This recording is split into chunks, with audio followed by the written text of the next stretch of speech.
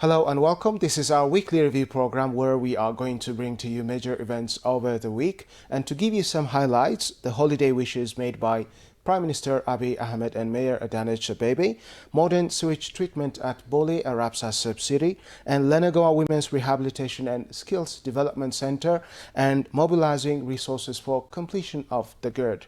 These are the topics that we have for you, and I'm Gamichi Mandida, joined by my colleague Asrat Adisu. We would like to say, stay with us. Hello Asrat, how was the week?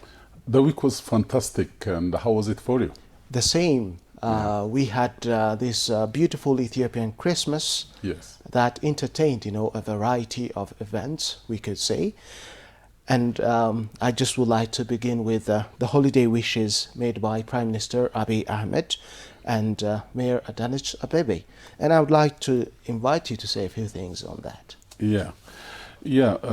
Both of them, Prime Minister Abiy Ahmed and Mayor Addis Ababa, also made important wishes for the nation as a whole and for the city residents in particular regarding this Christmas celebration. But before delving into these things, I would like to mention some historic background in relation to the Christmas. You know what, the birth of Jesus Christ, has brought Christmas celebration for the last millennia of years, couple of millennia, couple of thousands of years. And it's regarded as the benchmark case in the history of mankind due to various reasons. One of it is, even the timeline is differentiated, or the birth of Jesus Christ is, regarded as a turning point when it comes to the timeline. And historians regard as the time before the birth of Jesus Christ as BC, and the time after the birth of Jesus Christ as AD, which means Anno Domini in Latin, which marks the last 2000 plus years.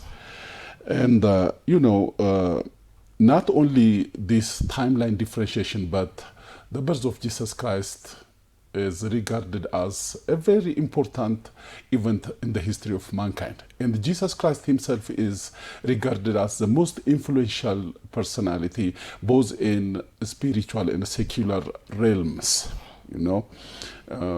Writers of the scriptures and the writers, historians of the secular realm, they just regard him as the most influential person in their writings, their historical recordings. And the other point that I would like to say something about is, our Christmas is celebrated, the Ethiopian Christmas is celebrated almost after a couple of weeks that the Westerners, particularly the Europeans, celebrated their Christmas.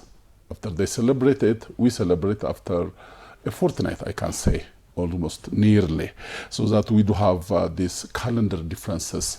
The Gregorian calendar has differences with the Ethiopian calendar, and for them, it's almost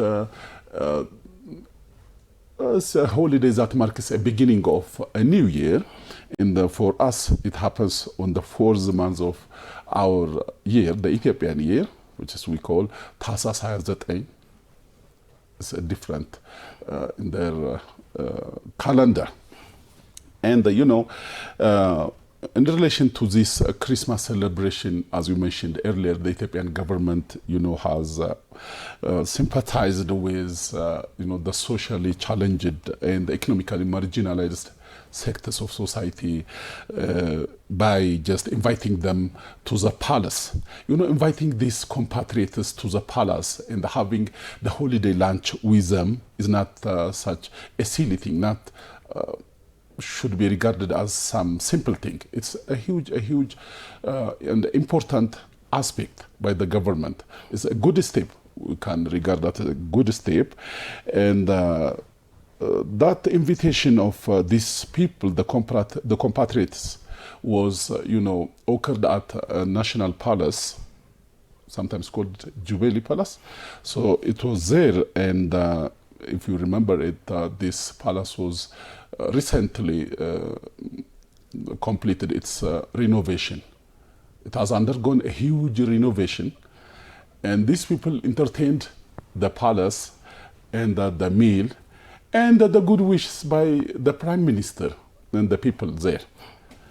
And in general, if we look at it, the core issue was, the peace, the solidarity, the leniency, kind-heartedness, and the sharing. These are the moral virtues that the Prime Minister has passed to them, and not only to them, but to all the others across the planet when it comes to the Christmas celebration. But most importantly, the Premier just repeatedly mentioned this reconciliation point, reconciliation and a peace. The birth of Jesus Christ has brought with itself peace and reconciliation to the planet. That's right. You have made a beautiful explanation to this holiday event, I would say. You're right. Prime Minister Abiy Ahmed and First Lady Zinash Tayacho, of course, hosted a lunch program for the elderly and the impoverished sections of society. Christmas is a holiday where you entertain these kinds of charities, where you show, sympathy and empathy to the impoverished section of society. And this is, something that we need to kind of, repeat on a daily basis, I would say, because still there is, we can't help it, big gap between the haves and the have-nots. Yes. And the holiday is not, just the only event or the only moment where you give people sympathy that is manifested in this kind of hostings, like, hosting lunch programs, etc. Yes. And we Ethiopians are very good at, coming together and then, share meals. And this has got, societal implications as well. This is, a platform where people communicate, everything that they go through, where they share their daily routines, their worries, and then anything, just that they have in mind is discussed, during such sessions, which is, a very good thing. So when holidays come, of course, Christmas holiday is not the only holiday where people are invited, to come to such places and be invited for such programs, lunch programs, etc. We have, other big holidays throughout the year where similar events are entertained or similar events take place, which is a very good thing. Of course, both leaders have extended their message, their Christmas messages to the nation, in which, if we start with Prime Minister Abiy's message, he just brought in the story of the birth of Jesus Christ in the barn, in a very simple place, just despite, the position, the godly position, Jesus has in the whole universe. Yeah, the divine power. The divine power. He comes, down to earth and then, manifest himself in a very simple way to show, humility to the human race.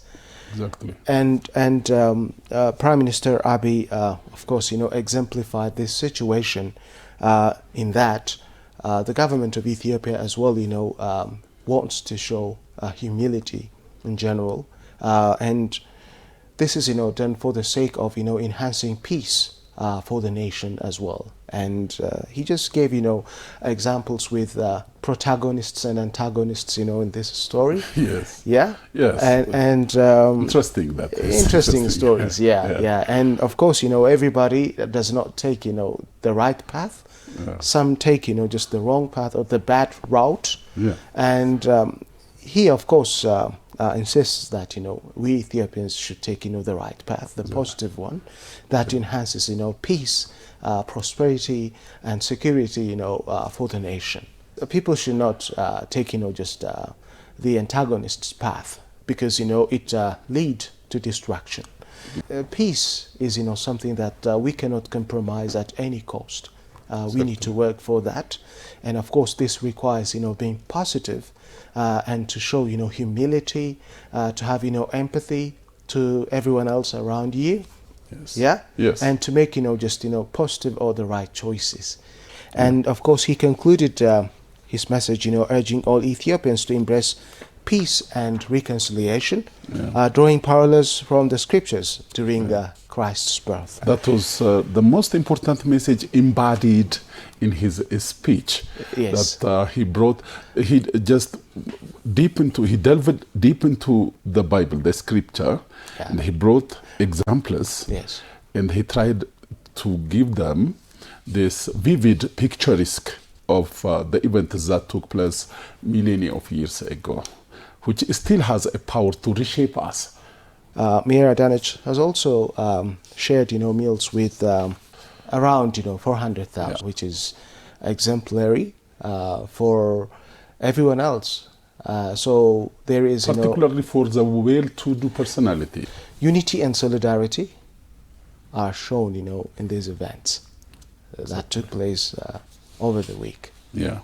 Sharing, meals by the city administration to residents, as many as 400,000, is a big investment, of course. But again, as we said earlier, this is, something that need to continue. Persist. Yes. We, as individuals and the citizens of the nation, should do these things on daily basis, as you mentioned earlier, and particularly the wealthy people might consider this aspect of the government, solving, the needs of the needy people. Yes. The most important message conveyed by the philanthropic acts of the Premier and Her Excellence, the Mayor, Addis Ababa. Yes, exactly. So, Asrat, let's go to the other development work that has significance to Addis Ababa, right? Which is a modern sewage treatment in Bole Arabsa area, or in Bole Arabsa subsidy. This has, of course, taken a lot of finance. Despite, being so huge, still, it is so important for Addis Ababa. Addis Ababa naturally is endowed with abundant water resources, especially they are not, tapped fully yet. Okay, we can dig, just the ground, to extract water. We can build, water wells, but due to, a variety of reasons, we haven't tapped such water resources around the city and in the city fully. Fully, yes. Yeah. Geologists, testified this fact. As you said, the city has got, beneath it, the city has got a lot of water, but it's still not utilized. It's not utilized. Proper proportion. This modern sewage treatment at Bole Arabsa sub-city is significant for the city. It's a modern one. It has consumed, a lot of investment, a lot of cash, a lot of money, and we can see that, we don't regret. The city administration or the Ethiopian government do not regret spending, such huge finance on this project. Yes. Because it will balance, just the mismatch between the water demand and supply in the city. In the city. Yeah, that might be because, that sewerage has got a system to change the sewerage into a purified water, I think. Yes, that water can be, used again and again, and so that it will improve, our utilization of the water resources that we have.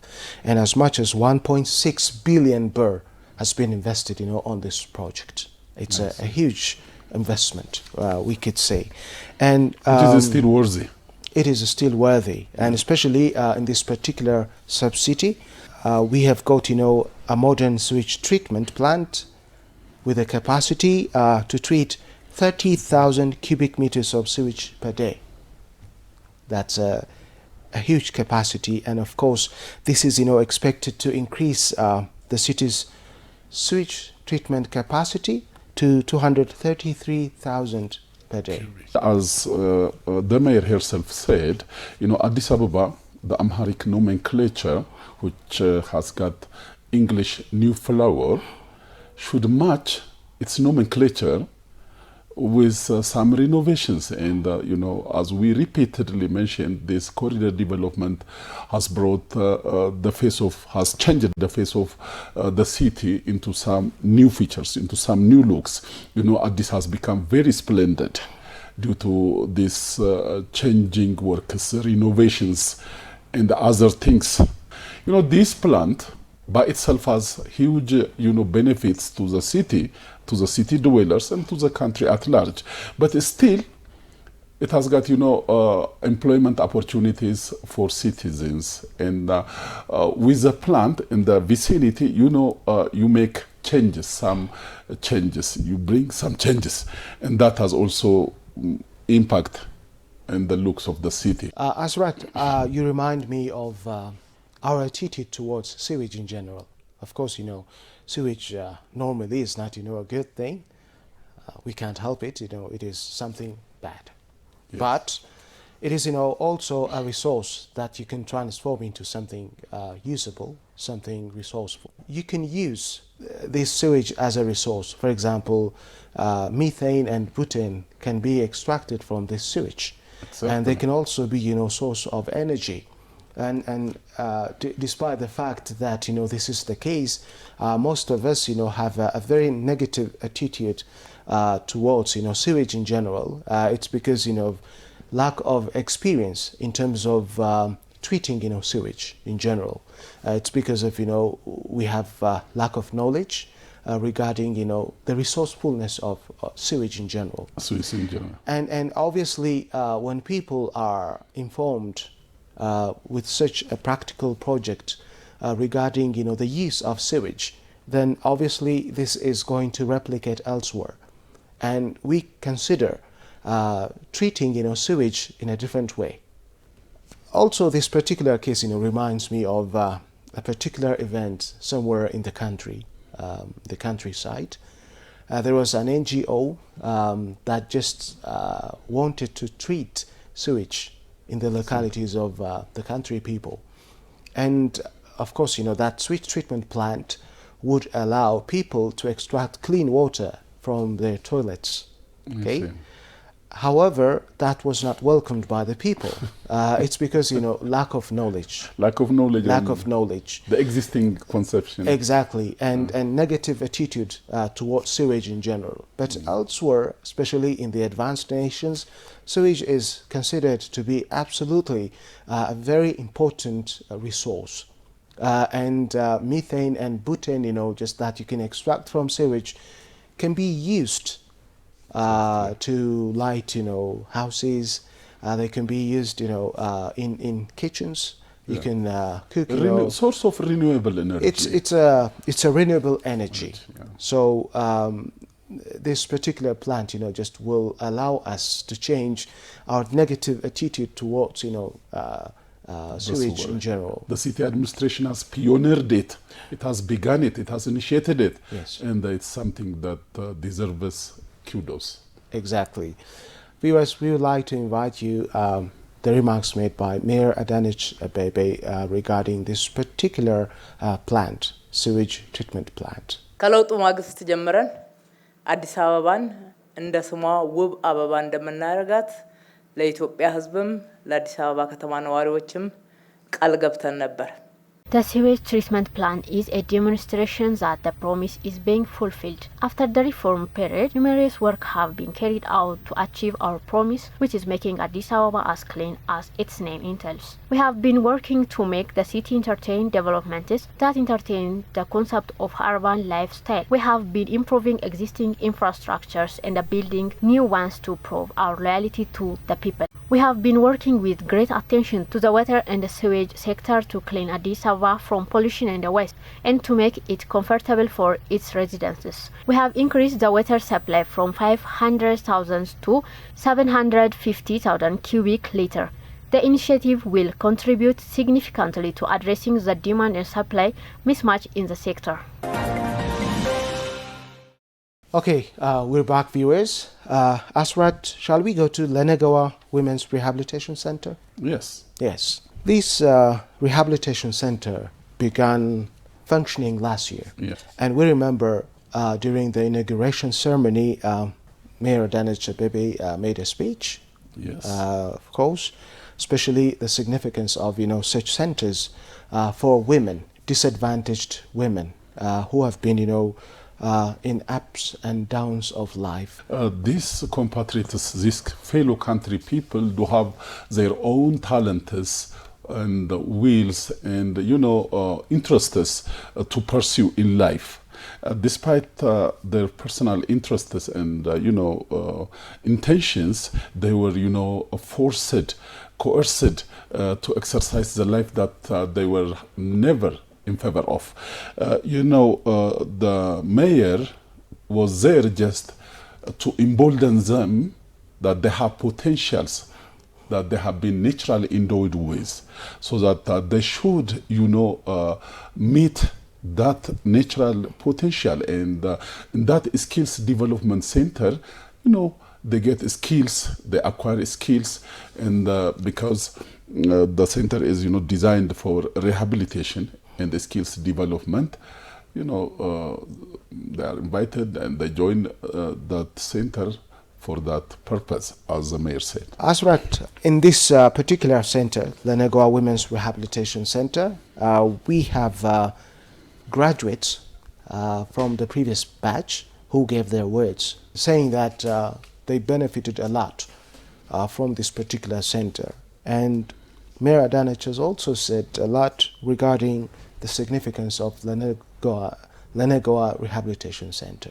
She said that, of course, this is, a sanctuary, a place of hope, and an arena where they can acquire skills to change their lives. Exactly. These women, some of them have received, harassment from people close to them due to lack of, finance or due to lack of livelihoods. They've been engaged in activities such as, as mentioned, prostitution, for instance, to generate incomes. Obviously, such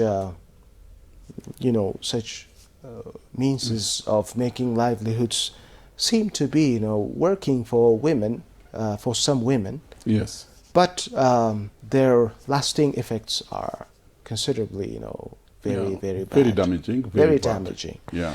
So these women have been, receiving trainings in this center, and now they have got, just their own livelihoods. Okay, they generate, starts up, and they have been, able to generate, their own incomes, and that would allow them, to lead a decent life. Exactly. Yeah. Yeah. This week I heard one of the women who witnessed her life in the center.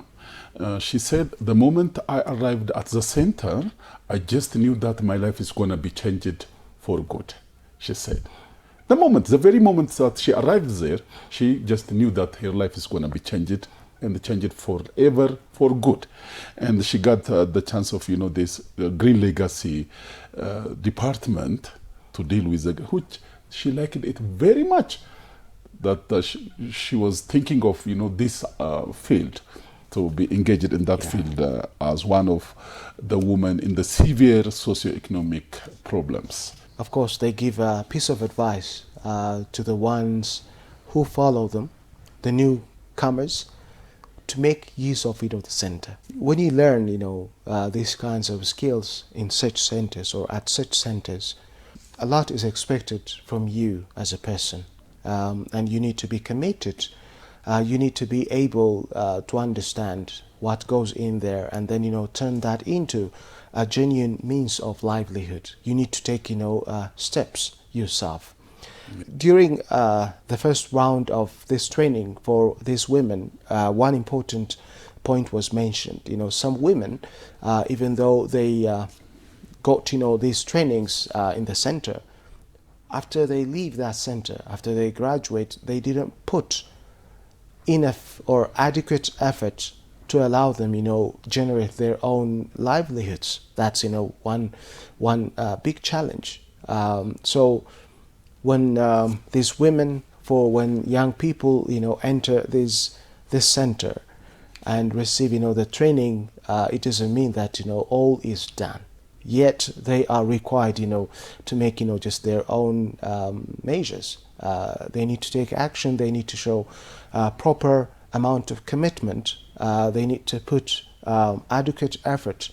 And when they leave that center and join, the community, they need to be able to translate the skills they gained from that particular center, so that, they will be able to stand by themselves. Exactly. Yeah. That is a place considered as 0-0 and as an ab initio, a very starting place where they consider life as something that can be changed. And as you said, they have a lot of work to do ahead of them to tackle their challenges. And they get, ready for their tackles that are waiting for them ahead in the center. Psychologically, they are changed to be ready for future challenges so that they can have brighter future. They need to be, pragmatic enough to understand, possible changes. Yeah. Okay? Yeah. So in lifestyle, in mentality, in everything. Otherwise, still there could be, some questions Yes. hanging over. Exactly. So to tackle that hanging over issues, Yes.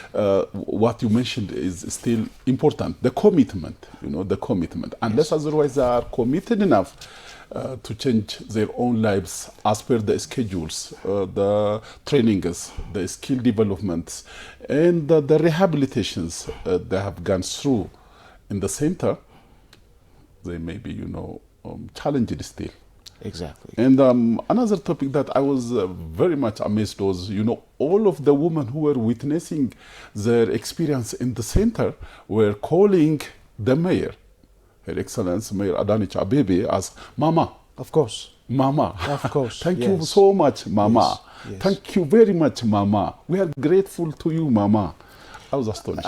Their genuine opinions regarding the commitment the mayor has shown to establish this particular center, and even, in the mayor's, commitment to provide, the facilities, okay, with everything that was required and needed, was extraordinarily huge.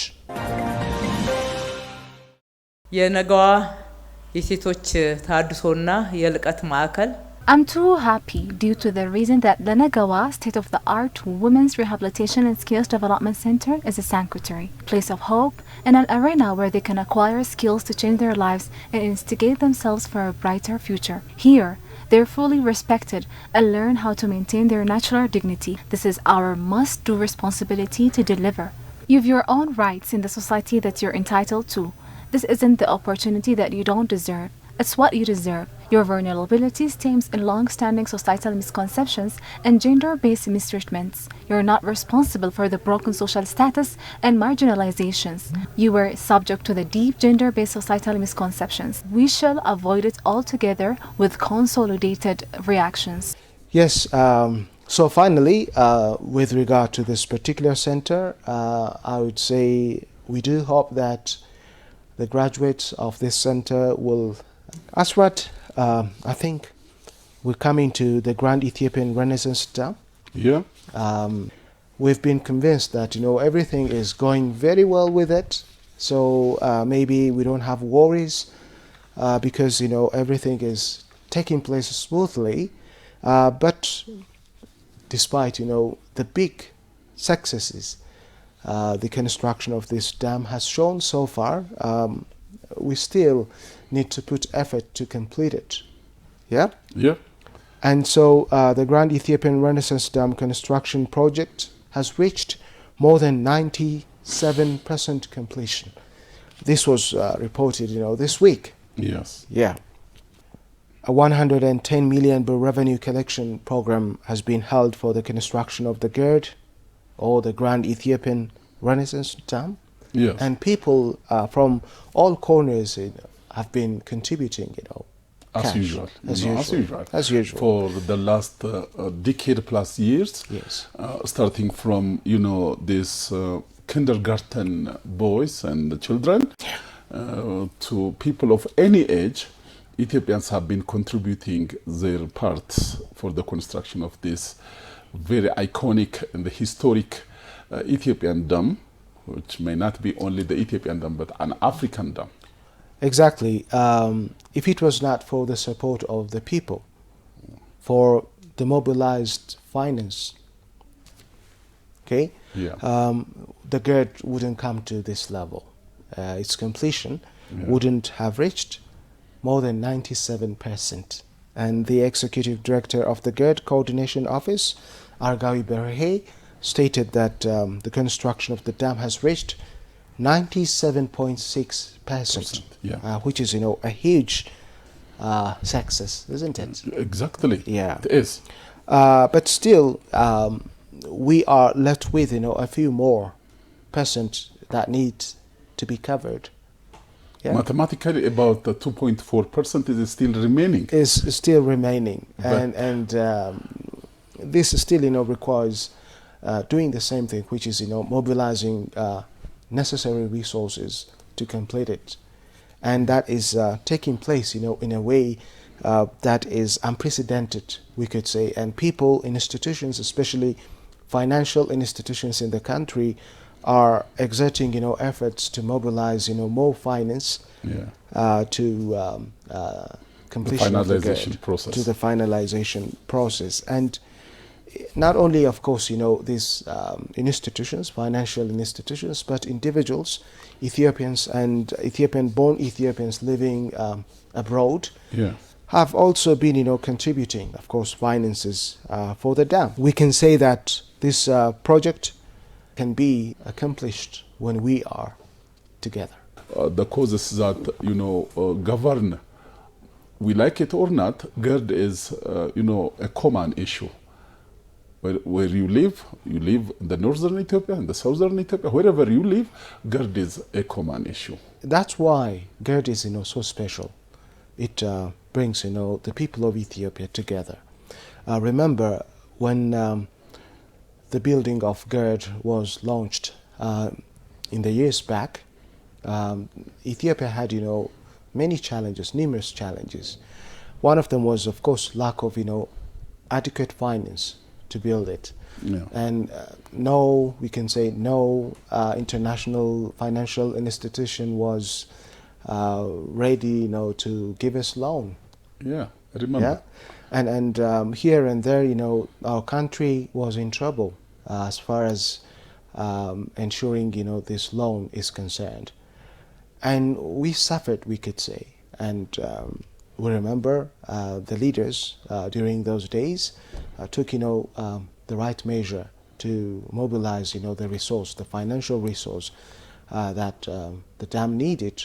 And then Ethiopians, ever since have been generating, finances to build, this dam by themselves. Exactly. And this dam, has reached here with the support of no other country, we could say, but Ethiopians. And this makes it, so unique.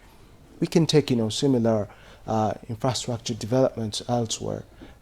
If you take, any country, not all actually, when they are engaged in these kinds of, projects, there is another country to support them with finance in some way.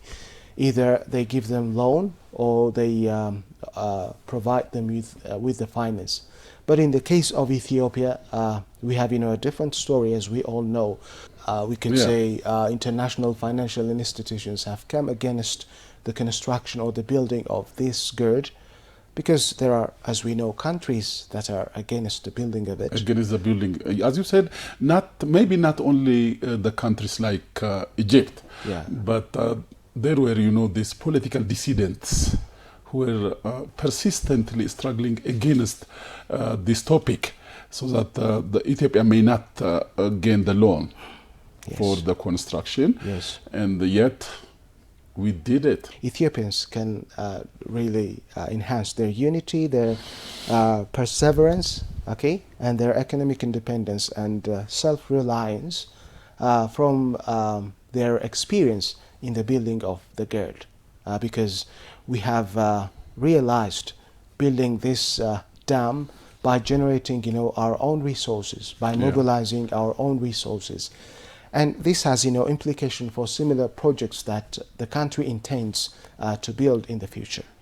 This project of Renaissance Dam Construction Project Office has, sold this bond, and through that selling, it got some amount of money under the motto, "Together we can." That is the motto that the project has been sticked to. By the way, Ethiopians, as young as, 7 years of age, have been engaged in buying these bonds. Yeah, that's what I said. Yeah. From the kindergarten levels to people of any age, that everyone has tried to contribute his or her part, something from timber, whatever amount, regardless of the amount. Exactly. And we do hope that, the rest of us will follow these kinds of actions to generate, financial resources or finance for the construction of the completion of the dam. We are on the verge. An exemplary mega project. That changed everything that we've been dealing with economically in the country. It will have big implication for the country's economy. Asrat, I think we need to wrap today's program right here because of time. Time constraint. Time constraint. Yeah. Time constraint, exactly. And thank you very much. Thank you so much for having me. Thank you. Viewers, you've been watching our program that ends right now. Next time we'll come up with similar topics. Until then, goodbye.